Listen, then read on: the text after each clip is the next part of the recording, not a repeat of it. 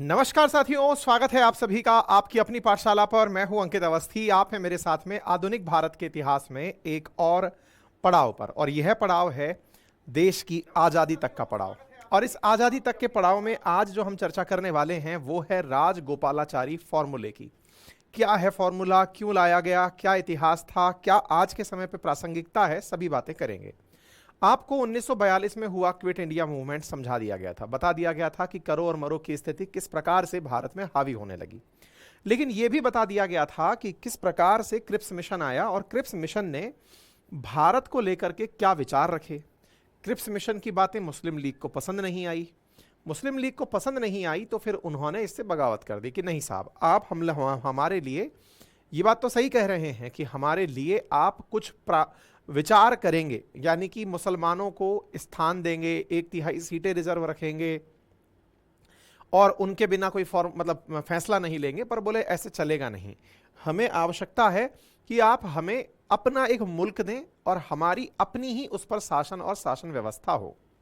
यह बात जैसे ही मुस्लिम लीग ने उठाना शुरू किया तो गांधी जी को यह समझ में आ गया कि यार देर सवेर सही ये लोग आपस में लड़ेंगे। कौन कौन लड़ेगा? कांग्रेस और मुस्लिम लीग लड़ेंगी, हिंदू और मुसलमान लड़ेंगे। क्योंकि मुस्लिम लीग ने यह क्लियर कर दिया जनता के सामने कि हिंदुओं की जो पार्टी है वो तो कांग्रेस है और जो मुसलमानों की पार्टी है वो मुस्लिम लीग है। पूरी तरह सांप्रदायिक माहौल देश में बन गया। और इस सांप्रदायिक माहौल में सबसे बड़ा डर इस बात का बन गया कि अंग्रेज इस बात को दुनिया को समझाने में कामयाब हो जाएंगे कि ये लोग कभी एक साथ नहीं रह सकते, इनमें फूट डला के शासन किया जा सकता है। यानी फूट डालो और राज करो की नीति अंग्रेज बहुत बखूबी तरीके से अपनाने के लिए तैयार होने लगे। तो कुल मिलाकर अगर इस बात को समराइज किया जाए तो यह वो दौर था जिस समय हम आजादी के नजदीक तो बढ़ रहे थे, लेकिन आजाद एक देश होगा या दो देश होंगे, इस बात को लेकर के मुस्लिम लीग ने एक माहौल पैदा कर दिया कि नहीं साहब, अगर इनको देते हो तो हमें भी देना। मतलब देखिए, भारत में उस समय आजादी के लिए जो छटपटाहट थी, उस छटपटाहट को आप ऐसे समझिए, हम चाहते हैं कि देखो अंग्रेजों के सामने हमें यह नहीं पता ना आज मिलेगी आजादी या कल मिलेगी, हमें तो कुछ नहीं पता है। लेकिन अगर हम सब यूनाइटेड रहेंगे तो अंग्रेजों से आजादी तत्काल प्रभाव से मिल जाएगी। और अगर हम सेपरेट रहे तो ये दोनों को लड़ाते रहेंगे और हमें कभी आजाद होने नहीं देंगे। ये हमारा मुल्क है, हम अपने हिसाब से डिसाइड कर लेंगे किसको क्या मिलना चाहिए। ये जो बात मैंने अभी बोली, इसी को राजगोपालाचारी फॉर्मूला कहते हैं। राजगोपालाचारी फॉर्मूला असल में सी राजगोपालाचारी, ये वो व्यक्ति हैं जो कि एक बढ़िया वकील थे, भारत रत्न से इनको सम्मानित किया गया था। राजगोपालाचारी जी ने अपनी तरफ से मुस्लिम लीग को गांधी जी के कहने पर यह समझाया कि देखिए ऐसा है कि आप और हम, यानी कि मुस्लिम लीग और कांग्रेस, पहले संयुक्त रूप से आजादी मांग लेते हैं। जैसे खिलाफत आंदोलन के समय हुआ था कि मुद्दे हमारे एक ही हैं, हम पहले आजादी मांग लेते हैं। आजादी मांगने के बाद में जब हमारा देश आजाद हो जाएगा, या ये समझिए कि जब जैसे ही सेकेंड वर्ल्ड वॉर खत्म होगा, उसके बाद जो मुस्लिम बहुसंख्यक क्षेत्र हैं जहां मुसलमानों की बहुलता है, चाहे बंगाल है, चाहे पंजाब के कुछ हिस्से हैं, चाहे फिर सिंध के हिस्से हैं, वहां पर हम जनमत संग्रह करा लेंगे। यानी जनता से उसकी राय जान लेंगे कि वो कहां रहना चाहते हैं। जनता जैसा कहेगी हम वो कराने में कामयाब हो जाएंगे। और सबसे इंपॉर्टेंट बात, अगर जनता ये चाहती होगी कि हमारा शासन हम करेंगे तो ठीक है, ऐसा भी हम तैयारी कर लेंगे कि मुसलमान अपने क्षेत्रों में जहां जहां उनकी बहुसंख्यक हैं वो अपना अपना शासन करें और हम सब लोग मिलकर के एक यूनियन का निर्माण करेंगे जिसमें डिफेंस, क्योंकि एज ए कंबाइंड इंडिया मतलब जिसमें पाकिस्तान, बांग्लादेश सब भारत में शामिल है, हम कंप्लीट रूप से अपना डिफेंस एक ही बार में क्लेम करेंगे।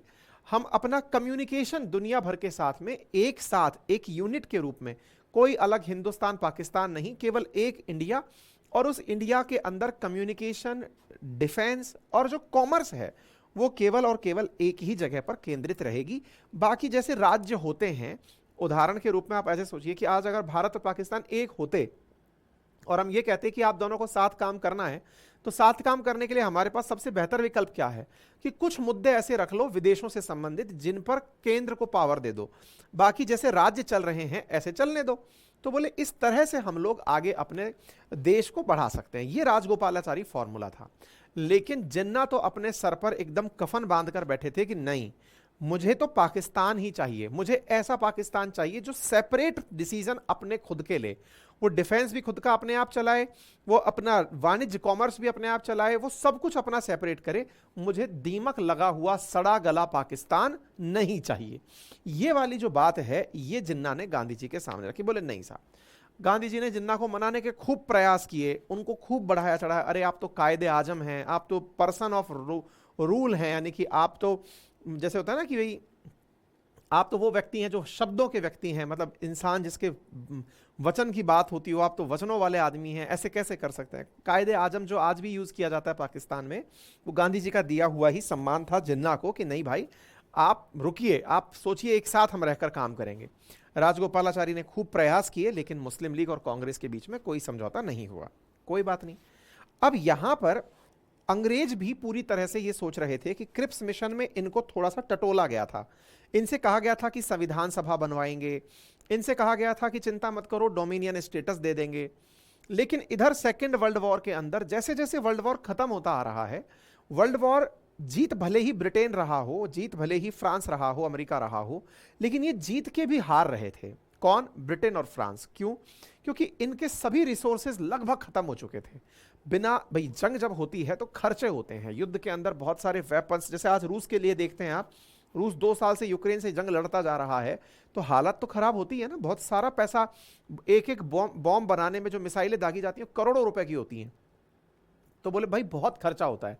तो अब यहां तो ब्रिटेन 6 साल तक और दुनिया में इतने सारे मोर्चों पर लड़ रहा था, तो जितना भी जमा पूंजी था उसका वो सारा चौपट। आप सोचकर देखिए कि जिसने हम पर शासन किया था वो ब्रिटेन, 75 साल हमारी आजादी को निकले हुए हैं, वो हमसे नीचे की इकोनॉमी हो गया है। आप इससे सोचकर अंदाजा लगाइए कि ब्रिटेन के हालात क्या हो गए। युद्ध जीतने के लिए, इज्जत के लिए तो जीत गए थे ये लोग, लेकिन जीते नहीं थे ये कहा जा सकता है, क्योंकि इन्होंने इतना कर्जा ले लिया अमेरिका से। अमेरिका राजा बन के निकला, क्योंकि ये केवल लड़ाने के लिए वेपन बेच रहा था और पैसे कमा रहा था। तो वो मतलब विश्व इतिहास का एक अलग हिस्सा है। तो ऐसी स्थिति में अब अंग्रेज भी चाहते थे कि चलो इससे भी निकलते हैं, और जो मिल जाए, कहते हैं ना भागते चोर की लंगोटी अच्छी, कुछ भी मिल जाए बस इनसे, हम उतना पकड़ करके अपना काम चला लेंगे। अंग्रेज आते हैं, वेवल अपना प्लान लेकर आते हैं, और शिमला में कॉन्फ्रेंस आयोजित की जाती है। कॉन्फ्रेंस के अंदर क्या रखा जाता है कि चलो मुस्लिम लीग को और कांग्रेस को बुलाओ और बिठा करके इनसे बात करते हैं कि हम आपको क्या दे सकते हैं। तो जैसे क्रिप्स मिशन आया, ऐसे ही वेवल जो वायसराय थे, उन्होंने अपनी तरफ से हमें एक प्लान दिया और कहा कि देखो ऐसा करते हैं कि जो वायसराय है ना और जो सेनापति है, वो केवल और केवल अंग्रेज के पास होंगे, बाकी सब की सब पद हम भारत को दे देंगे। आप ऐसे सोचिए कि डोमिनियन स्टेटस को और ज्यादा एलोबरेट करके समझा दिया उन्होंने, और कहा कि जो भी हम पद रखेंगे उन पदों में जो सवर्ण हिंदू हैं और साथ में जो मुसलमान हैं उनकी संख्या हम बराबर रखेंगे। मतलब अगर आपको लगता है कि भाई कैबिनेट के अंदर 20 मंत्री बनाए गए हैं तो 10 हिंदू और 10 मुसलमान, ऐसे हम रख लेंगे। डन। अब आप लोग हमें शासन करने दें और शांति से देश चलाने दें। और हां, हम वायसराय की वीटो पावर समाप्त तो नहीं कर रहे, लेकिन उसका उपयोग नहीं करेंगे। मतलब ये समझिए कि वायसराय कभी, मतलब सारी कैबिनेट ने कोई प्रस्ताव पास करके कह दिया कि हमें अब अंग्रेजों को भगाना है, उस समय ही वो वीटो पावर यूज करेगा। जैसे अपने राष्ट्रपति के पास वीटो होती है ना, बोले ऐसी वीटो हम अपने वायसराय के पास रखेंगे, लेकिन वो यूज नहीं करेगा। साथ में बोले हम जो आपको अभी ऑफर दे रहे हैं इस पर चर्चा करने के लिए आप सभी लोग आओ और हम लोग बैठ करके शिमला में चर्चा करते हैं। जो भी हमने आपके कैदी बनाए हैं उनको हम रिहा कर देंगे। और एक चीज बोले साफ मानो कि इस, और वेवल ने जनता को शांत करने के लिए इस पूरी घोषणा को रेडियो पे सुनाया कि भाई हम क्या क्या करना चाहते हैं। एक इंटरेस्टिंग बात और थी भाई साहब, इंटरेस्टिंग बात यह थी कि यहां पर यह भी कहा गया था कि हम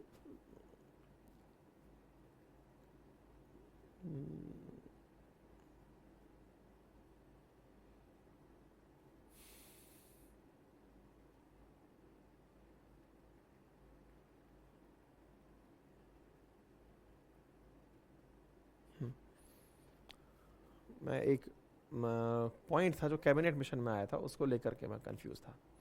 चलिए आगे बढ़ते हैं। रेडियो के माध्यम से प्रस्ताव दे दिया। अब क्या हुआ, तो वेवल ने अपनी तरफ से बातचीत करने के लिए सबको ठंडी जगह शिमला पर बुलाया कि सभी लोग आओ और वहां आकर बात करेंगे। अब गांधी जी ने एक स्मार्टनेस दिखाई। क्या स्मार्टनेस दिखाई? बोले ठीक है शिमला में आएंगे, बातचीत करेंगे, लेकिन एक पॉइंट रहेगा हमारी तरफ से। बोले बताओ क्या पॉइंट रहेगा? बोले हम आएंगे तो सही, लेकिन हमारी कांग्रेस का प्रतिनिधित्व एक मुसलमान करेगा। अब ये वो टेक्निकल पॉइंट था जो अंग्रेजों को कंफ्यूज कर गया। कैसे? अब ध्यान से समझना। मुस्लिम लीग कहती थी कि वो मुसलमानों का प्रतिनिधित्व करती है।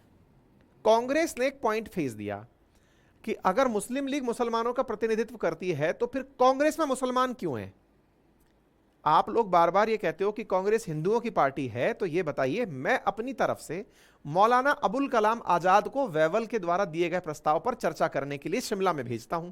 गांधी जी शिमला पहुंचे तो सही, मीटिंग में नहीं गए, अपनी तरफ से अबुल कलाम आजाद को भेज दिया। इससे क्या मतलब था? इसका मतलब था देश के लोगों को यह पता चले कि कांग्रेस मुसलमानों की पार्टी भी है। देश को विभाजन से बचाने का यह आखिरी प्रयास था। मतलब यह समझिए कि भारत के अंदर शिमला में समझौता जिस बात को लेकर हो रहा है, शिमला समझौता जिसे कहा जाता है, शिमला बैठक थी, असल में एक सम्मेलन था, समझौता तो फिर युद्ध के बाद हुए हैं। शिमला जो बैठक थी असल मायने में वो इस बारे में थी कि कैसे ना कैसे करके अंग्रेजों के दिमाग में हम ये दिमाग में द्वंद्व डाल दें कि भैया कांग्रेस में भी मुसलमान हैं और कांग्रेस भी मुसलमानों का प्रतिनिधित्व करती है, तो मुस्लिम लीग को ही ये क्यों माना जाए कि ये ही मुसलमानों की सर्वे सर्वा पार्टी है। और ये बात सही भी है। आज पाकिस्तान में मुस्लिम लीग जो है, जो शहबाज शरीफ जो है वो मुस्लिम लीग से बिलोंग करते हैं, लेकिन पीटीआई जो उनकी पार्टी है इमरान खान की, वो भी तो एग्जिस्ट करती थी ना। मतलब ये हुआ कि मुसलमानों को केवल एक ही पार्टी अपने अंडर में मानेगी। ये कैसे पॉसिबल है भाई? मतलब जाति धर्म के आधार पर पार्टियां कैसे बन जाएंगी? हम धर्म के आधार पर है ही नहीं। और बड़ा लॉजिकल पॉइंट है। फिर सिखों का क्या होगा, जैनियों का क्या होगा, बुद्धिस्टों का क्या होगा, उनके लिए कौन सी पार्टी होगी?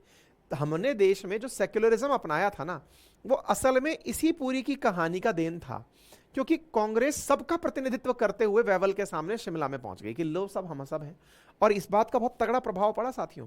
प्रभाव ये पड़ा कि ये जो चीज हुई, अब स्वाभाविक सी बात थी, जिन्ना तो मानने वाले तैयार ही नहीं थे, तो शिमला हुआ ही नहीं, समझौता ही नहीं हुआ, रद्द हो गया, कोई बात ही नहीं निकली। लेकिन इसका प्रभाव ये पड़ा कि जब कैबिनेट मिशन आया ना, उस कैबिनेट मिशन ने पाकिस्तान की मांग को ही अस्वीकार कर दिया। बोले मुस्लिम लीग खुद के लिए एक देश चाहती है, वास्तविकता में तो मुसलमान कांग्रेस में भी हैं। भाई ऐसा नहीं है कि ये जो गांधी जी का ये जो प्रयास था, गांधी जी बहुत बड़े पॉलिटिशियन थे, मतलब दुनिया जितना गांधी जी को जानेगी उतना याद करेगी कि यार नेक्स्ट लेवल दिमाग था। मतलब आप एक कदम सोच रहे हैं, वो 10 कदम आगे की सोच कर चलते थे कि नहीं ये चीज ऐसे होगी। तो बोले तुम लोग देश मांग रहे हो क्योंकि तुमको प्यार से समझा लिया, तुम समझे नहीं। अब अंग्रेजों को समझाते हैं कि देखो भाई, हमारी पार्टी में भी हमारी कांग्रेस की अध्यक्षता हमारी तरफ से अबुल कलाम आजाद कर रहे हैं, लो अब बताओ क्या करना है। तो अंग्रेज कंफ्यूज हो गए, बोले यार ये बात तो सही कह रहे हो आप, ऐसी स्थिति में तो ये तो बहुत बड़ी बात है। तो बोले अब क्या करें। इसी बीच में क्या हुआ कि देश के अंदर अंग्रेजों के खिलाफ प्रोटेस्ट तो चल ही रहे थे। एक रिन म्यूटिनी है, रॉयल इंडियन नेवी म्यूटिनी, ये बहुत बड़ी म्यूटिनी मानी जाती है। इसमें था क्या कि बंबई के अंदर एक नौसेना का जहाज था, उसका नाम था HMIS तलवार, ठीक है। उसमें 1100 नाविकों ने अपने ऊपर नस्लवादी टिप्पणी, भेदभाव, इनके खिलाफ हड़ताल कर दी। इसको समझते हैं। देखिए तलवार नाम है, आपको मालूम होगा देश जब आजाद हुआ बहुत सारे वेपन्स हम लोगों को अंग्रेजों के काल के ही मिले, है ना। तो उनमें से जैसे आज हम INS की बात करते हैं, इंडियन नेवी, ऐसे ही यहां पर हर मैजिस्ट्री, यानी कि उस समय का जो राजकाज हुआ करता था, राजा की सेना, इसको रॉयल नेवी कहा जाता था। राजा यानी ब्रिटेन की सेना। उसमें क्या था कि इंडिया के, आपको पहले भी 1857 की क्रांति का मैंने एक जिक्र करते हुए कहा था कि अंग्रेजों ने ये डिसाइड कर लिया था कि बड़े पदों पर हम केवल ब्रिटिशर्स को बिठाएंगे और छोटे पदों पर इंडियंस को, है ना। तो ऐसी स्थिति में नेवी के सैनिकों ने कहा कि युद्ध भी हम ही लड़के आए हैं, सब कुछ हम कर रहे हैं, पद प्राप्त करें तो अंग्रेज करें। तो बोले हम इसके खिलाफ हड़ताल करेंगे, और हुआ भी है। BC दत्त नाम का एक सैनिक था जो भारत छोड़ो आंदोलन से बहुत प्रभावित हुआ, और उसने जहाज की दीवार पर लिख दिया अंग्रेजों भारत छोड़ो। अंग्रेजों ने उसको गिरफ्तार कर लिया। अब असल मुद्दा तो क्या था कि इनको अच्छा भोजन नहीं मिल रहा था। फिर अंग्रेज हिंदुओं के साथ में, इंडियंस के साथ में बड़ा डिस्क्रिमिनेशन कर रहे थे कि तुम छोटे लोग हो, यही काम करोगे, बड़े काम हम लोग करेंगे। ऐसी स्थिति में इंडिया की नेवी ने म्यूटिनी कर दी। म्यूटिनी का मतलब हो गया जिस तरह से 1857 की क्रांति हुई थी, ऐसी नेवी की क्रांति हुई। कहते हैं अंग्रेज भारत ना छोड़ते। अभी एक डोभाल साहब का बहुत बड़ा वीडियो है, कभी समय मिले तो देखिएगा। डोभाल साहब कहते हैं कि क्रांति अपनी जगह चल रही थी, भारत छोड़ो आंदोलन अपनी जगह चल रहा था, जिसने अंग्रेजों को सोते हुए सपने में भी डरा दिया वो थी रॉयल नेवी के अंदर हुई म्यूटिनी। ये छोटी मोटी बात नहीं थी। क्यों? क्योंकि अंग्रेजों ने पूरी दुनिया पर जो राज किया था ना, वो नेवी के दम पे किया था। युद्ध लड़ने उस समय फाइटर जेट्स का इतना कल्चर नहीं था। नेवी जिसकी सबसे पावरफुल है वो दुनिया के किसी भी देश पर राज कर रहा है, और ब्रिटेन की नेवी सबसे ताकतवर मानी जाती थी। नेवी पर आप सोचिए, सेना का जो व्यवस्था इन्होंने बनाई आज तक भी हमारे देश में चली आ रही है वो व्यवस्था। मतलब अंग्रेज सेना, पुलिस, प्रशासन इनके एक्सट्रीम थे। मतलब ये कहना गलत नहीं होगा कि आधुनिक सभ्यता, और आधुनिक सभ्यता में जो प्रशासनिक व्यवस्थाएं हैं, ब्यूरोक्रेसी है, पुलिस है, फोर्स है, इसको विकसित करने का जो अंग्रेजों ने तरीका निकाला वो सबसे अपर लेवल पर कंसीडर किया जाएगा। ठीक है, और वो अपर लेवल ही था जिसको हम आज तक ढोते आ रहे हैं। कुछ कमियां थी, उनको सुधार कर अपने हिसाब से दुनिया रख लो। पूरी दुनिया इवॉल्व हो रही थी, कुल मिलाकर ये समझिए। तो नेवी में, नेवी के लोगों का विद्रोह जब हुआ तो अंग्रेजों को रातों रात इस बात की टेंशन हो गई कि सेना तो ठीक है, सेना थी, सेना को दबा लिया 1857 में, लेकिन इसका क्या करेंगे? अगर नेवी बिछड़ गई तो पूरी दुनिया एक ही बार में हमसे चली। और दूसरी तरफ सुभाष चंद्र बोस अपनी आजाद हिंद फौज बनाकर चल रहे थे, क्योंकि सेकेंड वर्ल्ड वॉर में जहां जहां ब्रिटिशर्स को हार मिल रही थी, वहां पर जो सैनिक घायल हो रहे थे, उन सब लोगों को यह समझाया जा रहा था तुम लड़ किसके लिए रहे हो? आफ्टर ऑल तुम जान तो दे रहे हो, लेकिन क्या ब्रिटिश हुकूमत जिंदा रहे इसके लिए? तो उनको भड़का भड़का करके सुभाष चंद्र बोस अपनी आजाद हिंद फौज का गठन कर रहे थे। तो एक तरफ से तो आजाद हिंद फौज नॉर्थ ईस्ट से इंडिया में एंट्री करने वाली थी, इधर की तरफ से रॉयल म्यूटनी हो रही थी, रॉयल नेवी में म्यूटनी, विद्रोह हो रहा था। अंग्रेज इन दोनों चीजों से भयंकर घबरा गए थे कि भाई ये संभलेगा नहीं। ऐसे में उन्होंने तत्काल प्रभाव से, तो मतलब ये समझिए कि ये बहुत बड़ा मुद्दा था, अंग्रेजों की बहुत बड़ी हार में कंसीडर किया जाता है रॉयल नेवी के विद्रोह को। ठीक है, हालांकि इसमें भी ये माना जाएगा कि भारत के नेताओं ने एक बहुत बड़ी सूझबूझ दिखाई। आज तक जो सूझबूझ की चर्चा होती है वो क्या है? इस म्यूटिनी को दबाने में हमारे नेताओं ने बहुत बड़ा कंट्रीब्यूशन दिया, क्योंकि हम ये जानते थे कि अगर एक बार सेना के विद्रोह को या सेना को पॉलिटिसाइज कर दिया जाए कि हाँ भाई तुम्हारी वजह से कुछ मिला है, सेना को ये याद दिला दिया जाए, तो सेना तो अपनी हर मांग को मनाने के लिए कभी भी विद्रोह का सहारा ले लेगी। देखो मैंने जैसे कहा ना, गांधी जी की दूरदृष्टि बहुत बड़ी थी, तो उसको आप ऐसे समझ सकते हैं, आज आप और हम प्रोटेस्ट करने के लिए हड़ताल का तरीका अपनाते हैं, लेकिन कभी हमने दंगे फसाद किए तो पुलिस मारती है। क्या दंगे से सत्ता नहीं प्राप्त की जा सकती? क्या की जा सकती है? आपके सामने अफगानिस्तान दंगे से प्राप्त सत्ता है, हाल देख लो क्या हो रहे हैं। असल में क्या है ना, एक बार जनता को यह आदत लग गई कि मुझे दंगे से या डंडे के दम पर शासन प्राप्त करना है, तो फिर तो वो अपनी हर मांग मनवाने के लिए सड़क पर प्रोटेस्ट करने चला आएगा, तोड़ा फोड़ी, आगजनी, हमले, ये सब करना शुरू करेगा। फिर शासन कैसे चलेगा? मतलब फिर देश कैसे आगे बढ़ेगा? विचार कीजिए। दुनिया ने गांधी जी को एडमायर क्यों किया? गांधी जी अंग्रेजों को जिस समय चाहते उस समय भगा सकते थे, जिस समय चाहते एक लाठी ली, सब खड़े हुए, कूटना शुरू किए, भाग जाते ये लोग, कितने मरते, भाग जाते। पर नहीं, अल्टीमेटली जो भारत हमें चाहिए था, वो भारत अगर हिंसा का मार्ग प्रयोग में करके अंग्रेजों को भगाता, तो कल को तो वो किसी भी राजनीतिक पार्टी को भी वैसे ही भगा देता। अब आप कहेंगे सर आज भी तो हम गुलाम से ही हैं। अरे गुलाम से हैं, लेकिन अपनी तरफ से चुने हुए आदमी को तो भेजते हैं। लोग आपसे पूछते तो हैं कि भाई चुने कि नहीं चुने। आप में अगर सजगता है तो बदल दो अपना आदमी, बदल दो अपनी सरकार। मतलब समझिए, गांधी जी ने दूरदृष्टि दिखाते हुए, दुनिया के लोग गांधी जी को क्यों, हर देश में गांधी जी की प्रतिमाएं लगी हुई हैं, वो सबको याद दिलाती हैं कि भाई दुनिया में शासन अगर डंडे के दम पर चलाया तो वो डंडा फिर आपके ऊपर भी उठेगा। इसलिए सरकारें भी कभी डंडे से दमन नहीं करती, केवल अहिंसात्मक तरीके से ही राजनीति होती है। कभी विचार करना, इतनी बड़ी बड़ी रैलियां होती हैं, आपको क्या लगता है एक राजनीतिक पार्टी अगर अपने केवल कार्यकर्ताओं से ये कह दे कि आग लगा दो सब जगह, देखा जाएगा जो होगा, इतनी जेल थोड़ी है हमारे पास कि सबको भर लेंगे। पर नहीं, एक बार आपने जो कर दिया वो दूसरा आप पे करेगा, फिर तो पूरा देश जलेगा ही जलेगा। विचार करना, एक बड़ा टेक्निकल पॉइंट है। यानी हमने अपने देश में एक तो अहिंसा से सरकार प्राप्त करी, इसलिए देश आज तक चल रहा है। हिंसा से जिसने भी प्राप्त की, अभी हिंसा पे आऊंगा मैं, पाकिस्तानियों ने हिंसा से सरकार प्राप्त की थी। आज हालात क्या हैं कि आपके सामने हैं, हर तरह से हालत खराब है, दिख जाएगा आपको। आज तक कोई भी प्रधानमंत्री 5 साल शासन नहीं कर पाया क्योंकि हिंसा से सरकार चलाई थी, है ना। एक दूसरा बड़ा पॉइंट देखो, हमने अपने देश में कभी भी सेना को हावी नहीं होने दिया। भाई सेना ने रॉयल म्यूटिनी की, बोले वाह भाई वाह, बहुत बढ़िया बहुत बढ़िया, हमारे सारे नेता सेना के पीछे खड़े हो जाते हैं कि जबरदस्त कर रहे हो। सेना से ज्यादा डिसिप्लिन है क्या किसी के पास? नहीं है। सेना से ज्यादा पैसा है क्या किसी के पास? नहीं है। उनको तो यह भी पता है युद्ध कैसे लड़ना है, अंतिम लक्ष्य तक पता है उनको। तो सोचो फिर हमारे देश में आम जनता का क्या होता। सेना को एक बार फ्रंट में खड़ा करके उसके गुणगान में लग जाओ आप, फिर तो सेना शासन करेगी, जिसे सैनिक शासन कहते हैं। म्यांमार में क्या हो रहा है, मैं कह रहा हूं आज आप देश को देख के गौरवान्वित होने के बहुत से क्षण हैं जिन्हें आप मिस कर सकते हैं।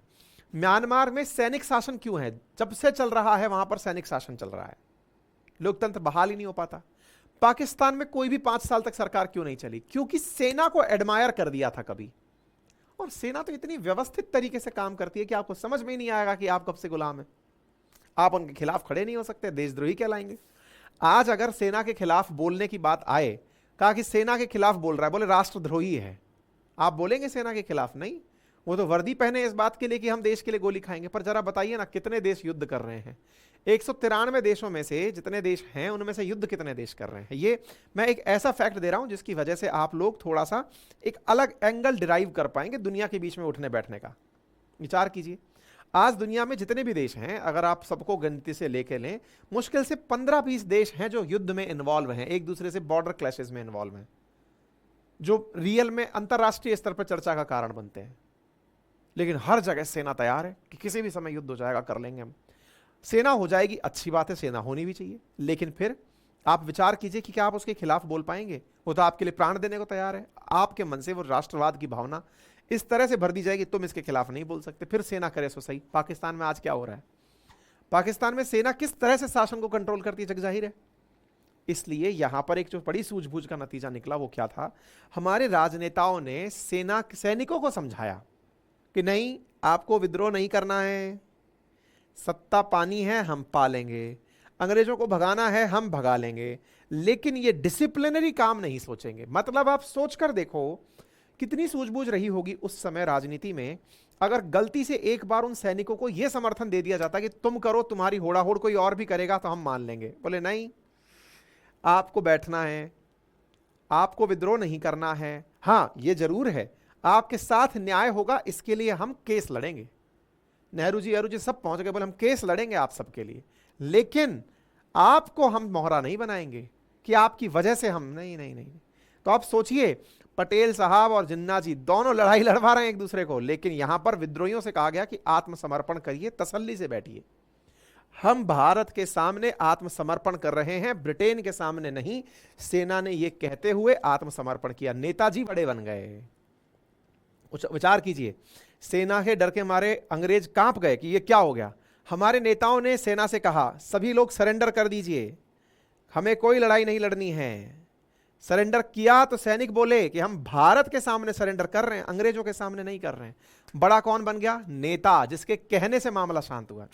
अभी जब हमास और इजराइल का संकट अपन ने देखा, या अफगानिस्तान अमेरिका का देखा, तो कतर की वैल्यू क्यों बढ़ाई? कतर के कहने से दोनों लोग टेबल पर बैठे, बोले कतर बड़ा देश बन गया, तो नेताजी बड़े बन गए। उम्मीद है अब आपको यह समझ में आ गया होगा। अंग्रेजों ने देखा कि नहीं यार, गजब है, मतलब इंडिया, अब इंडियन नेवी ने किया, कल को कभी हो गया तो दिक्कत हो जाएगी। इसी बीच में फिर हमारे पास कैबिनेट मिशन भेजा जाता है। अब देखो, इस बात को थोड़ा सा समझना। क्रिप्स मिशन आया था, हमें डोमिनियन स्टेटस की बात करके गया, हम कहा कि चिंता मत करो, सबके लिए कुछ ना कुछ करेंगे। वेवल आए, वेवल ने भी अपनी तरफ से प्लान दिया, लेकिन गांधी जी ने वेवल के सामने शिमला में जो ट्रंप कार्ड खेला, उसका परिणाम कैबिनेट मिशन में आया।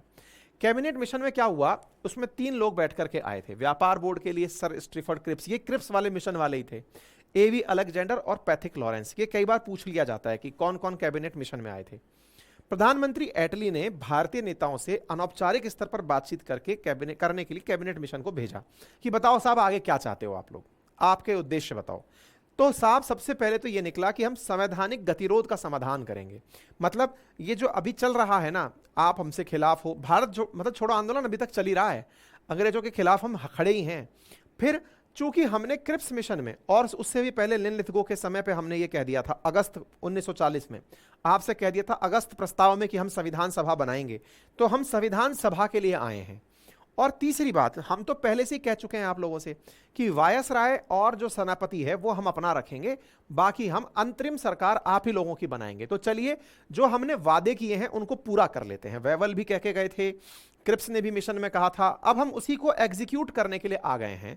युद्ध समाप्त हो गया, बताइए क्या क्या करना है। ये लोग यहां पर पहुंच गए, कैबिनेट मिशन इंडिया आ गया और कैबिनेट मिशन ने एक तरीके से मतलब ये समझ लीजिए कि आजादी मात्र एक कदम दूर ले जाकर छोड़ दी कि भाई ठीक है, आइए बैठकर चर्चा करते हैं। क्या क्या करेंगे? बोले हम जितने भी भारत के प्रांत हैं जिनको ब्रिटिशर्स ने कब्जे में लिया हुआ है और देसी रियासतें हैं, इन सबको मिलाकर एक भारत के संघ की स्थापना करेंगे और इन संघ के पास 3 तरह के विषय रखेंगे। जो यूनियन बनेगा ना, केंद्र सरकार, उसके पास विदेश की व्यवस्था, रक्षा और संचार, ये सुविधाएं केंद्र अपने पास रखेगा।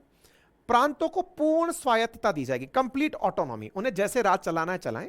जो रेजिडुअरी पावर्स हैं, यानी कि जो पावर नई बनकर के आएंगी, कभी पता चला कि उस समय स्पेक्ट्रम नहीं चलता था, इंटरनेट नहीं चलता था, तो बोले जो भी नया होगा वो प्रांतों के पास रहने दिया जाएगा। ठीक है। इसके अलावा जब भी कोई मामला केंद्र के अंदर फैसले का होगा तो धार्मिक विवादों को छोड़ करके सारे फैसले मिलकर के लिए जाएंगे, हिंदू और मुसलमान मिलकर के लेंगे। ऐसा नहीं होगा कि भाई दोनों आपस में लड़ रहे हैं। यानी कैबिनेट मिशन का जो प्लान था बड़ा जबरदस्त, बस उसमें केवल एक ही था कि वो हमें कंप्लीट आजादी नहीं देना चाहते थे। कैबिनेट मिशन में हमको एक ही देश बनाने की बात कर दी थी। आप विचार कीजिए, इन्होंने प्रॉपर तरीके से भारत को 3 भागों में बांट दिया। पहला, ऐसे प्रांत जहां हिंदुओं की बहुमत है, जैसे बिहार, महाराष्ट्र, उड़ीसा, बोले ये हिंदू बहुमत प्रांत कहलाएंगे। पश्चिमी मुस्लिम बहुमत प्रांत, पंजाब और सिंध, जहां मुसलमान बहुमत में वो मुस्लिम बहुल प्रांत कहलाएंगे। और पूर्वी मुस्लिम, बंगाल और असम, जहां पे यहां पर मुसलमान प्राथमिकता में। इस तरह से हम लोग प्रांतों को बांट देंगे। फिर पहले प्रांतों का संविधान बनाया जाएगा, सब अपना अपना संविधान बनाएंगे। उसके बाद में केंद्र का संविधान बनाया जाएगा। मतलब संविधान सभा के लिए ब्रिटिशर्स में, आप ये समझिए कि ये सारी चीजों को केवल एक पॉइंट से कि वायसराय और सेनापति ब्रिटिशर्स का होता तो ये सब कुछ हमें मिलता। क्या मिलता? हमारे पास में अंग्रेज प्रॉपर तरीके से हिंदू मुसलमानों को एक रखते, अलग अलग प्रांत के भले ही अपने फैसले होते लेकिन बड़े फैसले कंबाइंड रूप से एक ही जगह हो रहे होते, देश के नाम पर फैसले सब संयुक्त रूप से ही ले रहे होते, किसी भी प्रकार की कोई लड़ाई झगड़े नहीं होते। ठीक है साहब। लेकिन इसमें दिक्कत क्या थी? विचार कीजिए, इसमें दिक्कत क्या थी? इसमें दिक्कत यह थी कि यहां पाकिस्तान की कोई चर्चा ही नहीं हुई। मतलब जो मैंने अभी हाल आपको बताया, पूर्वी मुस्लिम बहुसंख्यक प्रांत बंगाल और असम और पश्चिम में मुस्लिम बहुसंख्यक पंजाब और सिंध, अगर मैप पर देखो तो यहां पर मुसलमान थे और यहां पर मुसलमान थे। बोले अगर एक देश आप लोगों को बना भी दिया जाए तो सबसे बड़ी दिक्कत यह आएगी कि आप दोनों एक दूसरे से इतने दूर हैं। और ये वास्तविकता में, मतलब मैं बार बार अंग्रेजों की कई मामलों में प्रशंसा करता हूं और उसके पीछे का बड़ा कारण यह है कि यार उन्हें उस समय ही दिख गया था कि पाकिस्तान टूटेगा, ये सर्वाइव ही नहीं कर सकता ना। एक देश पड़ा हुआ है पश्चिमी पाकिस्तान के नाम से यहां पे, एक पूर्वी पाकिस्तान के नाम से यहां पे। 1971 में यही पूर्वी पाकिस्तान तो बांग्लादेश बना था। मतलब यह था कि बोले पॉसिबल नहीं हो पाएगा आप लोगों से एक देश चलाना, इतनी ज्यादा दूरियां हैं, तो पाकिस्तान की मांग का कोई लॉजिक नहीं है। क्यों? क्योंकि आप में से कुछ लोग कह रहे हैं कि यहां से एक रास्ता दे दो, कॉरिडोर बना दो। मुस्लिम लीग कह रही थी कि पूर्व से पश्चिम तक एक रास्ता दे दो जो आपस में कनेक्ट करे। मतलब आप विचार करो, राजस्थान से होते हुए उत्तर प्रदेश, बिहार, झारखंड होते हुए पश्चिम बंगाल होते हुए बांग्लादेश, यहां एक पूरा के पूरा रास्ता होता तो फिर इंडिया का मतलब क्या रह जाता? उस कॉरिडोर में से कोई कैसे निकलता? फिर उस कॉरिडोर पर लड़ाई झगड़े होते, ये तो कोई प्रैक्टिकली इंपॉसिबल सी चीज थी। तो बोले ये पॉसिबल नहीं है, कॉरिडोर दिया नहीं जा सकता। फिर रिसोर्सेज कैसे बांटेंगे दो देशों के लोग? क्यों? क्योंकि ये पूरा क्षेत्र जिसे मुस्लिम बहुल कहा गया, यहां पर इंडस का पानी आज तक विवाद का कारण बना हुआ है, यहां ब्रह्मपुत्र का पानी आज तक कारण बना हुआ है विवाद का। तो बोले पॉसिबल नहीं होगा आप लोगों के बीच में रिसोर्सेज का बांटना। और रियासतों को कैसे बांटेंगे? कुछ रियासतें ऐसी हैं, जैसे पंजाब ही देख लो, उसमें आधे में मुसलमान ज्यादा है, आधे में सिख ज्यादा है, तो फिर कैसे रहोगे बताओ? सिंध में भी जहां मुसलमान है वहां हिंदू है, बताओ कैसे रहोगे? तो बोले हिंदू मुसलमान, ऐसे ही बंगाल में हिंदू और मुसलमान दोनों हैं, कैसे बंटवारा करोगे रियासतों में दोनों? तो बोले बहुत ज्यादा कियोस क्रिएट हो जाएगा। लेकिन एक आदमी जिसकी जिद ने पूरी दुनिया को बर्बाद कर दिया, वो था जिन्ना। वो भाई साहब कहा कि कैबिनेट मिशन ने जो जुलाई 1946 में आया, उसने बकायदा, मतलब आप अंदाजा लगाइए, प्रॉपर तरीके से व्यवस्था दी और कहा कि अब आप लोग अपना संविधान बनाओ। अच्छा, उस समय की कांग्रेस तैयार भी हो गई थी कि ठीक है, बाकी तो सब बात देख लेंगे, आपने जो बातें कही हैं पहले वो तो बता दो। तो बोले प्रॉपर तरीके से अपन लोग मिलकर के एक संविधान बनाते हैं, 296 सीटें रखेंगे, कांग्रेस को 208 सीटें दी जाएंगी, मुसलमानों को 73 सीटें, मुस्लिम लीग को 73 सीटें दी जाएंगी और 15 सीटें जो और छोटे छोटे समूह हैं उनको दी जाएंगी। भाई साहब यह जानकारी जुलाई 1946 की थी। अगस्त 1946 में मुस्लिम लीग ने कहा कि नहीं चाहिए हमें संविधान सभा, मंजूरी नहीं है साहब। आपने पाकिस्तान की मांग को कैंसिल कर दिया, क्योंकि जिन्ना को पता नहीं, किसी ने यह गलती से कह दिया था कि तुझे अमरता का वरदान प्राप्त है।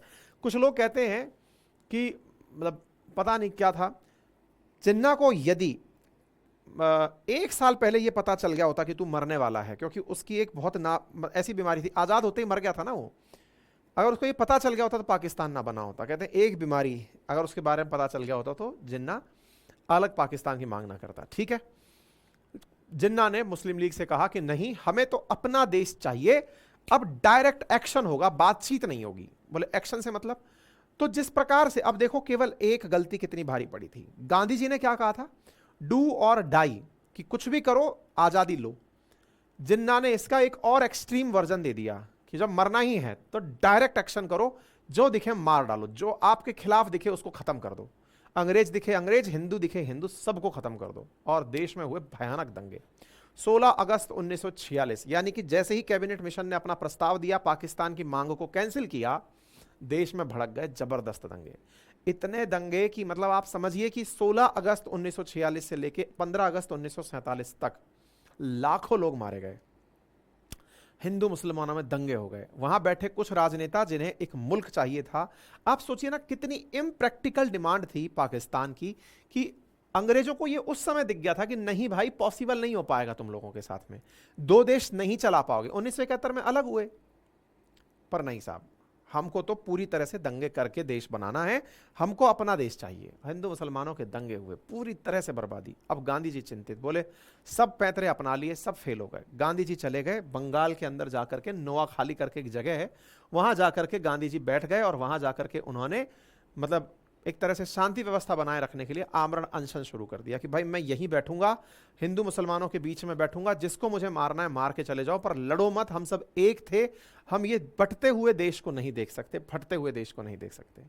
लेकिन कोई बात नहीं साहब, दंगे थे, जिनके मन में जहर सवार था वो जहर फट के निकला और देश फट गया। और स्थिति क्या निकली, फिर सारी चीजें हुई देश में। उसी दौर में इलेक्शंस हुए। 9 दिसंबर 1946 को दिल्ली में पहली बार बैठक हुई संविधान सभा की, उसमें अध्यक्ष चुने गए सच्चिदानंद सिन्हा। दूसरी बैठक 11 दिसंबर को हुई, उसके अध्यक्ष चुने डॉक्टर राजेंद्र प्रसाद। फिर ड्राफ्टिंग कमेटी बनाई कि चलो भाई संविधान कैसे बनाएंगे, तो उसके लिए भीमराव अंबेडकर जी को अध्यक्ष नियुक्त किया गया, और उन्होंने 2 वर्ष 11 महीने 18 दिन में भारत का संविधान बनाकर भारत को दिया। तो अब आपके सामने ये जो मैप दिखाई दे रहा है, ये वो क्षेत्र है जहां पर कांग्रेस की बहुतायत थी। ये जो आपको येलो येलो कलर की जो जगह दिखाई दे रही है, यहां राजा हुआ करते थे, राजाओं का प्रिंसली स्टेट्स थे। ये जो असली लड़ाई चल रही है ना, ये सारी की सारी इनमें चल रही है। ये नीले नीले से जो दिखाई दे रहे हैं ना, ये सब मतलब यहां पर देखिए, पंजाब, सिंध और बंगाल, यहां मुस्लिम लीग का राज चल रहा है। नीला जो दिखाई दे रहा है, आसमानी कलर का जो दिखाई दे रहा है, यहाँ कांग्रेस का प्रभुत्व है। बाकी सब जगह राजघराने हैं, यहाँ राजघराने हैं। तो राजघरानों में तो फिर मतलब असली जो आप आधुनिक भारत के इतिहास पढ़ते हैं, वो सब यही चलता है, इन्हीं जगहों पर। प्रिंसली स्टेट्स का कोई आधुनिक भारत के इतिहास नहीं। प्रिंसली स्टेट्स तो अंग्रेजों के साथ थे एनी टाइम।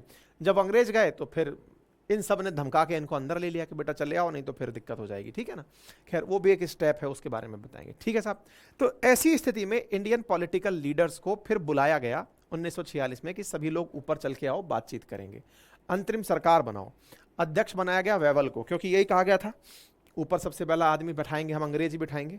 उपाध्यक्ष जवाहरलाल नेहरू को बैठाया गया। साथ में सारे के सारे ये नेता शामिल कर दिए गए। मुस्लिम लीग से कहा गया कि देखो जैसा प्रॉमिस था अंतरिम सरकार बनाने का, आपको बुला रहे हैं, चले आओ। बोले हम नहीं आएंगे, हम इस सरकार में भाग नहीं लेंगे। जिन्ना ने अपने 5 मंत्रियों को अंतरिम सरकार में शामिल तो कर दिया, लेकिन बाद में अंतरिम सरकार समाप्त हो जाती है और बाद में दंगे भड़क जाते हैं। मतलब वो जो प्रोविजन था कैबिनेट मिशन के अंदर कि हम अंतरिम सरकार बनाएंगे, एक ऐसी गवर्नमेंट जिसमें कि ब्रिटिशर्स, जैसे वेवल को चीफ बना दिया था, वो चीफ रहेंगे, बाकी सब लोग आपका होगा, सब कुछ वैसा ही चलता रहेगा। पर वो सक्सेसफुल नहीं हुआ। दिसंबर के अंदर जब संविधान बनना तो शुरू हो गया, लेकिन कांग्रेस के कारण और मुस्लिम लीग के कारण दंगे चल रहे थे। उस तरफ से ब्रिटिशर्स की तरफ से एक घोषणा होती है। क्लेमेंट एटली भारत के दंगों को देखकर ये समझ जाते हैं कि अब ये स्थिति खराब हो गई है, हमारे कंट्रोल से बाहर निकल गई है। बोले ये लोग अगर आजादी ही चाहते हैं तो लो भाई। हाउस ऑफ कॉमन्स के अंदर उन्होंने घोषणा करी कि जून 1948 से पहले पहले वो सत्ता की चाबी भारत को सौंप देंगे। अगर उन्हें लगता है कि इतना सब करने के बावजूद भी वो हमारे साथ नहीं रह सकते, तो ये लीजिए हम अपनी सत्ता 1947, मतलब आप सोचिए कि हम लोग तो प्रॉपर तरीके से कैबिनेट मिशन के द्वारा दिए गए प्रस्ताव के अकॉर्डिंग रहना शुरू कर दिए थे। तो वो कांग्रेस थी ना उस समय, वो बहुत इंटेलिजेंट पार्टी थी। मतलब आप ऐसे समझिए कि उस समय के जो राजनेता थे ना, वो इतने दूरदर्शी थे, वो ब्रिटेन की एक एक चीज को इतना अच्छे से समझते थे कि कैसे करके देश को चलाया जाए। उनको एक एक चीज पता थी कि नहीं ये तरीका बेस्ट है, ये लोग जो कह रहे हैं, एक एक चीज को सिस्टमैटिक तरीके से समझते थे वो लोग। लेकिन जो धर्मांध लोग थे, जो देश को तोड़ना चाहते थे, फिर अंग्रेजों ने कहा कि ठीक है, अब इनको शोषण ही इनके साथ में यही तरीका है, तो पटक दो इनको अकेले। एटली ने वेवल को बुला लिया कि भाई वेवल, अब आप वापस आ जाओ और लॉर्ड माउंटबेटन को भेज दो अब, कि भाई अब देना तो है ही देश, तो कोई बात नहीं, हमने इनको ऑप्शन दिया था कि हम टॉप पर बैठे रहेंगे, बाकी तुम लोग शासन चलाते रहना, पर इनको ये भी पसंद नहीं है। बहुत बेहतरीन प्लान था वो, अगर आप अंतरिम सरकार का वो प्लान देखें, आज़ादी से पहले का जो प्लान था, जिसमें यह कहा गया था कि मुसलमानों के मुस्लिम प्रांत होंगे, हिंदुओं के हिंदू प्रांत होंगे, पूरी तरह से सभाएं बनेंगी, संविधान होंगे, संविधान के साथ साथ एक केंद्रीय कानून बनेगा। मतलब आप ये सोचिए कि जो अखंड भारत का जो आप सपना बोलते हैं ना, समझिए कि अखंड भारत का सपना असल में वो जो अंतरिम सरकार थी ना, वो जो क्या कहते हैं उसको, कैबिनेट मिशन वाली जो सरकार थी, उसमें ही निहित था पूरी कहानी को। मतलब कि यही है जो असली में कुछ कर सकती है। लेकिन फिर भी वही साहब, हर चीज़ के बहुत सारे डार्क साइड होते हैं। अंग्रेजों के बारे में श्योरिटी भी नहीं थी, आज कमज़ोर हैं इसलिए ऐसी बात बोल रहे हैं, बाद में फिर से हड़प लिए तो क्या होगा। तो हम सब लोग उस तरह से बोले नहीं, अब तो सत्ता हमें ही चाहिए। अच्छा, एक बहुत बड़ी चीज़ होती है, अगर कभी रस्साकसी खेली हो ना आपने, कभी आपने रस्साकसी को अगर देखा हो, तो उसमें क्या होता है, एक रस्से को लेकर के जब दो लोग अलग अलग दिशाओं में खींच रहे होते हैं, तो उसके साथ एक बहुत बड़ी इंटरेस्टिंग चीज़ होती है। और एक बार आपको लगता है कि ये रास्ता मेरी तरफ खिंच के आ रहा है, तो फिर आप क्या सोचते हैं ना कि अब जब ये इतना आ रहा है तो ये पूरा ही मैं लूंगा। आप रुकते नहीं हैं, आप जीत भी रहे होते हैं, हल्का सा खिसकना ही जीतना होता है, पर नहीं, अब तो पूरा जब तक गिरा नहीं देंगे तब तक खींचेंगे। ऐसा ही कुछ सत्ता के साथ चल रहा था। सत्ता में अंग्रेज झुक गए थे, ये साफ था, अंग्रेजों ने सरेंडर कर दिया, साफ था। पर नहीं, अब तो तुम्हें भगा के ही वो फीलिंग लेंगे कि हम आजाद हो गए, भागो यहां से। वही बात हुई, तो हम वो थोड़े पर नहीं रुकने वाले थे। तो भाई साहब, ऐसी स्थिति में क्लीमेंट एटली की घोषणा के बाद में लॉर्ड माउंटबेटन को इंडिया भेजा जाता है, वेवल को वापस बुला लिया जाता है, और माउंटबेटन से कहा जाता है कि जाओ और ये जो चाहते हैं, आजाद होना चाहते हैं, जो चाहते हैं दे के आ जाओ। अब अपन को रहना तो है ही नहीं, तो अपने हाथों से लुटा के आ जाओ, जो चाहिए लुटाओ। माउंटबेटन इंडिया आते हैं, बकायदा वो इंडिया को बांटने का प्लान लेकर आते हैं, जिसको बाल्कनाइजेशन बोलते हैं, टुकड़ों में तोड़ना। तो भाई साहब, इन्होंने प्रॉपर तरीके से पहले हम सबसे ये कहा कि देखो, अभी भी हमारे पास में एक ऑप्शन बचा है, और वो क्या है, जैसे बाल्टिक कंट्रीज है ना, उन लोगों के पास में अपने अपने क्षेत्र हैं, अपनी अपना कंट्रोल है, सबके पास अपनी सॉवरेनिटी है। ऐसे इंडिया एक सब कॉन्टिनेंट बना लेते हैं, और मतलब ऐसे समझते हैं कि आप सब लोग अपना अपना राज करना, लेकिन एक इंडिया को एक रहने दो, इंडिया एक महाद्वीप की तरह रहने दो। ठीक है साहब, लेकिन हमारे द्वारा इस चीज को पहले ही रद्द कर दिया कि नहीं साहब, हमको ये नहीं चाहिए, हमको टुकड़ों में नहीं रहना, फिर हम आपके हिस्से बने रहे, हम नहीं चाहते। तो बोले क्या चाहते हो? फिर बोले एक काम करते हैं कि अब आप लोगों को तोड़ करके दो अलग अलग डोमिनियन स्टेट बना देते हैं, यानी पाकिस्तान बना देते हैं। 3 जून का जो प्लान है वो याद किया जाता है तोड़ने वाला प्लान, जिसने भारत और पाकिस्तान बनाए। असल में वो ऑफिशियल स्टेटस ये था, लेकिन तब भी यही बोले कि डोमिनियन स्टेट की तरह ही रहो। अभी जब तक हम हैं, हम 1948 तक तो अंग्रेज ही रहने वाले थे ना, तो बोले 2 डोमिनियन स्टेटस बना देते हैं, आप अपना देश बनाओ, पाकिस्तान अपना देश बनाए, संविधान सभा अपना काम करती रहे, जिस क्षेत्र के लोग इसे स्वीकार करें वो ठीक है, जो नहीं स्वीकार करें वो अलग चले जाएं, कोई दिक्कत नहीं है, कोई बात नहीं। विभाजन की बात जैसे ही इन्होंने बोली, तो भाई साहब, अब एक तरह से देश के अंदर यह तो तय हो गया था कि अंग्रेज उस डायरेक्ट एक्शन डे से जो अगस्त 1946 में हुआ था, उससे डर गए। मैंने पहले भी कहा, अंग्रेज थोड़ी सी भी हिंसा से डरते थे, लेकिन हम भी चाहते थे कि इनको हिंसा से नहीं भगाएंगे, प्यार से भगाएंगे, क्योंकि फिर जो देश बन के आएगा वो अल्टीमेट बन के आएगा। जो आज भारत है, दुनिया की तीसरी बड़ी इकोनॉमी बनेगा। हमारे जो वो थे ना फोर फादर्स, वो इंटेलिजेंट थे, वो समझते थे इस बात को। अब ऐसी स्थिति में बोले बंगाल और पंजाब के अंदर विभाजन कर देते हैं, हिंदू और मुसलमानों को अलग अलग कर देते हैं, जो जिस तरफ रहना चाहेगा रह लेगा, जहां जहां पर जो लोग जिस तरफ जाना चाहेंगे वो कर देंगे, जिनको जिनके साथ रहना है रख देंगे। अगर पंजाब के अंदर लोग चाहते हैं कि अलग अलग बाउंड्री बने, बना देंगे। रेड क्लिफ आयोग का गठन कर दिया गया। बंगाल आपका बांग्लादेश वाला सिस्टम क्षेत्र वाला हो गया, पंजाब वाला जो आज का जो पाकिस्तान वाला बॉर्डर है वो बना दिया, ठीक है। अच्छा, 4 जुलाई को माउंटबेटन योजना ब्रिटिश संसद द्वारा स्वीकार कर ली गई और भारत का स्वतंत्रता अधिनियम पारित कर दिया गया। भाई कर दो इन सबको सेपरेट, मतलब भारत से पाकिस्तान निकालने के लिए ये जो लाल कलर की दिखाई दे रही जिसको रेड क्लिफ कहा गया है, बोले बना दो इनको पूरी तरह से सेपरेट कर दो। इंडिया को अलग कर दिया गया साहब। इंडिया और पाकिस्तान दो अलग अलग देश बना दिए गए, रेड क्लिफ लाइन खींच दी गई, इंडिया और पाकिस्तान को अलग कर दिया गया। इंडिया और पाकिस्तान के बीच में एक इंटरनेशनल बॉर्डर बना दिया गया।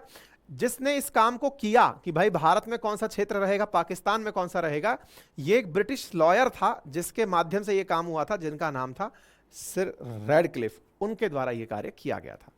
परिणाम ये निकला, आज आपके सामने भारत और पाकिस्तान के सामने ये स्थितियां हैं। ये वाला जो क्षेत्र है बंगाल का, इसे पूर्वी पाकिस्तान नाम दिया गया था। भारत की आजादी आपके सामने थी अंडर माउंटबेटन प्लान ही, जो कि जुलाई 1947 में ब्रिटिश संसद के अंदर पेश किया गया था, जिसको कि जिस अधिनियम को माउंटबेटन ने जून में ही प्रस्तुत किया था, 15 अगस्त को ही भारत और पाकिस्तान को 2 भागों में बांटने का घोषणा कर दिया। पाकिस्तान ने कहा अच्छा बेटा पाकिस्तान तो बन ही रहा है, हम एक दिन पहले बनेंगे। और वो जो एक दिन पहले वाली जो चीज थी वो 14 अगस्त को पाकिस्तान अलग हो जाता है। अंतरिम सरकार जब तक चुनाव नहीं हो जाएंगे तब तक काम करती रहेगी। चुनाव तक संविधान सभा अपना संविधान बनाती रहेगी। संविधान सभा का गठन कैसे किया जाएगा, उसके लिए 1935 का अधिनियम बनाया गया। अब ये 1935 का क्या था वो भी मैं बताऊंगा। माउंटबेटन एक और इंटरेस्टिंग काम करके गए थे, और वो क्या थे हमारे राजाओं से ये कह गए कि जिन राजाओं को भारत में रहना है भारत में रहें, जिन्हें पाकिस्तान में रहना है पाकिस्तान में रहें, क्योंकि इन्होंने स्ट्रेस लेना छोड़ दिया। बोले अब हमको लड़ने से मतलब ही नहीं है, हमारा तो कुछ है ही नहीं, राजाओं की मर्जी है। अगर वो चाहते हैं कि वो अभी भी ब्रिटिश हुकूमत को मानना चाहते हैं तो माने, हम ब्रिटिश हुकूमत में भी उनको रखने को तैयार हैं। यानी कि इन्होंने 3 जून में किया असल में बाल्कन कंट्री की तरह बाल्कनाइजेशन ही था कि हाँ भाई तोड़ तो दिया अब तुम लोगों को। अब राजाओं से कहा कि जो राजा, जैसे राजस्थान के राजा, कश्मीर के राजा, पंजाब के राजा, को केरल के राजा, बोले जिनको रहना है, हैदराबाद के राजा, जिनको हमारे साथ आना है आ जाओ। टेक्निकली तो ये लोग बहुत तगड़ा दांव खेल गए, राजाओं को अपने साथ, जो अच्छे अच्छे पैसे वाले लोग हैं वो अपने साथ, और बोले ये जो प्रिंसली स्टेट लड़ रहे थे इनको भेज दो अलग। लेकिन तब के राजनेताओं ने फिर खेल किया। उसी समय पटेल साहब की सूझबूझ काम आई, बोले ना ना ना ना, अब ये सारा देश बटा है तो इसी तरह से बटेगा। बॉर्डर जो बन गए भारत के भीतर जो आ गए वो भारत के हैं। इसलिए पटेल साहब और मेनन साहब दोनों जाते हैं। मेनन साहब उस समय के भारत के सचिव बना दिए गए थे, इंडिया के आईएएस अधिकारी समझिए। बोले सब जाओ, सब राजाओं को समझाओ कि बाई हुक और क्रुक कैसे ना कैसे करके सबको हम अंदर ले ही आएंगे, ठीक है। जिस अधिनियम को सरकार के लिए लागू किया गया उसका नाम था गवर्नमेंट इंडिया एक्ट 1935, जो इसके बारे में आज भी आपसे कहता हूं कि हमारे देश में आज भी 2/3 जो संविधान बना हुआ है ये 1935 का अधिनियम ही है। कौन सा 1935 का अधिनियम है याद आ रहा है? ये वही वाला अधिनियम है जिसके लिए साइमन कमीशन इंडिया आया था। साइमन कमीशन के बाद गोलमेज सम्मेलन हुआ था, गोलमेज सम्मेलन के बाद में 1935 का एक्ट आया था। तो 1935 के एक्ट में बकायदा विषयों का बंटवारा कर दिया गया, सेंट्रल और स्टेट और मतलब कंकरेंट लिस्ट के अंदर। बकायदा all India federation, reserve bank, provincial joint JPSC, इनका गठन किया गया। डायरकी जो राज्यों के अंदर था, मतलब विषयों का जो बंटवारा हो रखा था, आरक्षित और रिजर्व्ड और ट्रांसफरेबल, उनको खत्म कर दिया गया। राज्यों को बिल्कुल आजाद कर दिया। जैसे आज अपने देश का हर राज्य आजाद है, अपने फैसले खुद लेता है। कुछ विषय हैं जिन पर केंद्र फैसले लेता है। केंद्र के अंदर 2 व्यवस्थाएं बना दी गई, 2 प्रकार के वो बना दिया गया। बाई कैमरल व्यवस्था अपना दी गई, बाई कैमरल व्यवस्था। कई राज्य, 6 राज्य ऐसे थे जिनके अंदर भी उच्च सदन और निम्न सदन की व्यवस्था बना दी गई। सेपरेट इलेक्टोरेट कर दिए गए, डिप्रेस्ड क्लास, वुमन और लेबर को भी वोट देने का अधिकार दे दिया गया। और जो इंडियन काउंसिल एक्ट था 1858 उसको अबॉलिश कर दिया गया। मतलब अंग्रेजों के द्वारा उस समय जो भारत को लेकर के कानून बनाए गए थे कि हम इसके अंदर इतना रिजर्वेशन देंगे इस व्यक्ति को, वो सब रद्द कर दिए। 1935 का एक्ट बहुत बड़ा एक्ट था। मतलब ये समझिए कि इस पूरी प्रक्रिया के माध्यम से जो 1935 का एक्ट बना था ना, जब संविधान बनाया गया तो 2/3 संविधान के अंदर जगह 1935 के एक्ट को ही दी गई थी। ठीक है, तो गवर्नमेंट ऑफ इंडिया एक्ट, उम्मीद है आप लोगों को ये बात अच्छे से समझ में आ गई हो, प्रॉपर तरीके से सारी जानकारी समझ में। फिर भारत का जो संविधान बना उसमें हमने दुनिया के बहुत सारे देशों से बहुत कुछ लिया, जो कि आप इंडियन पॉलिटी के अंदर पढ़ते ही हैं। ठीक है, तो भारत शासन का अधिनियम मैंने आप लोगों को बता दिया, क्या क्या हुआ ये मैंने आपको बता दिया, किस तरह से काम किया ये मैंने आपको बता दिया। ठीक है साहब, ये सारी बातें मैं आपको बता चुका हूं। चलिए,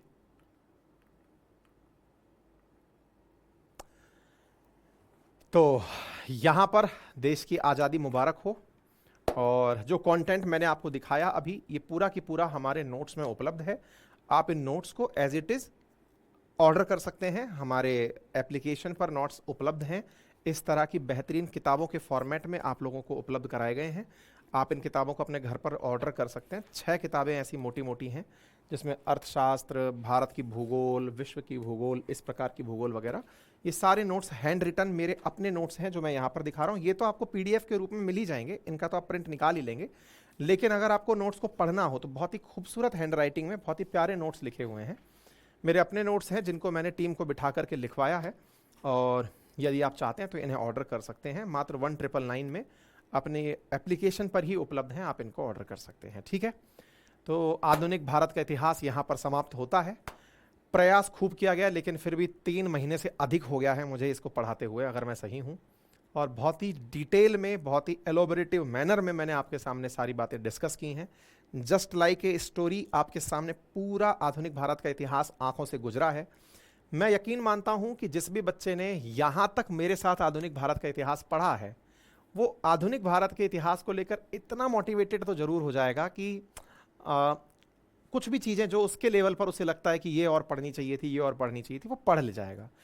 ये मैं आपको पहले ही कह सकता हूं कि अगर आप मुझसे ये कहें कि क्या आपके नोट्स में जो दिया हुआ है आपने वो सब पढ़ा दिया, मैं पहले ही बोल देता हूं नहीं, और वो मैं पढ़ा भी नहीं सकता।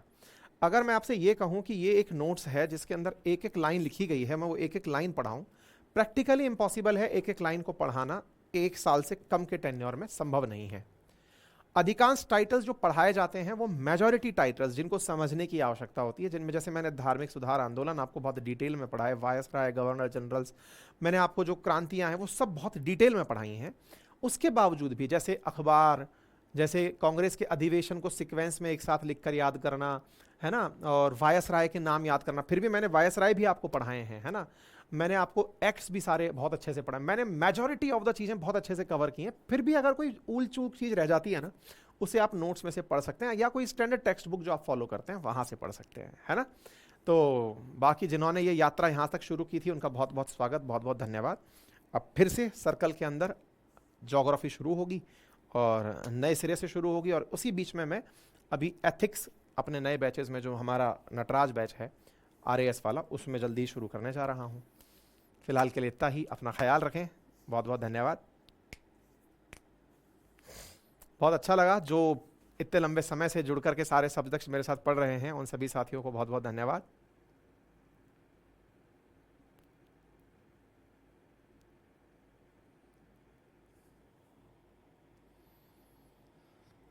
Thank you so much. Neeraj बेटा, अप्रैल तक, एंड तक आपके पास कोर्स की वैलिडिटी है, आप उसका यूज कर सकते हैं। ठीक है, बहुत ही डिटेल्ड एंड एलोबरेटिव मैनर में मैंने आपको ये कोर्स पढ़ाया है, और अगर ये सच है तो आप एक बार जाकर के कमेंट बॉक्स में जरूर बताइएगा, एप्लीकेशन के ऊपर जो अपन रिव्यू देते हैं वहां जाकर बताइएगा। ठीक है ना, चलिए, all the very best, thank you so much.